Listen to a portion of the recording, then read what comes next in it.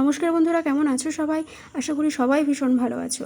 আমার এই ছোট্ট প্রোফাইলে তোমাদের সবাইকে স্বাগতম জানাই। আজকের আমি যেতে চলেছি ফলতা নদীর ধার। ফলতা নদীটাও আমার বাড়ির কাছে।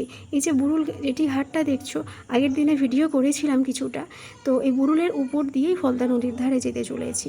তো এই ভিউটা সত্যি বিকেলের পরন্ত বিকেলের যে ভিউটা সত্যি দেখতে অসাধারণ লাগছে।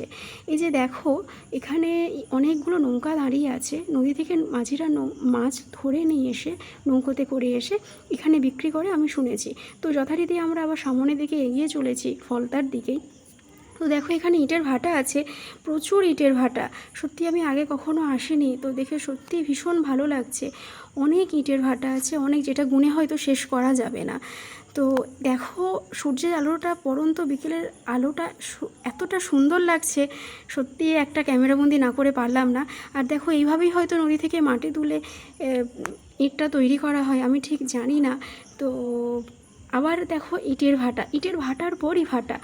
ভীষণ সুন্দর একটা পরিবেশ, আর এত সুন্দর হাওয়া হচ্ছিল না, এটা সত্যি দেখে মনোরম। দেখো, এখানেও একটা জলাশয় আছে, জানি না এটা কি কারণে করা হয়েছিল। যাক, আমার ভিডিওটা কেমন লাগলো প্লিজ আপনারা সবাই আমাকে কমেন্ট করে জানাবেন। ধন্যবাদ।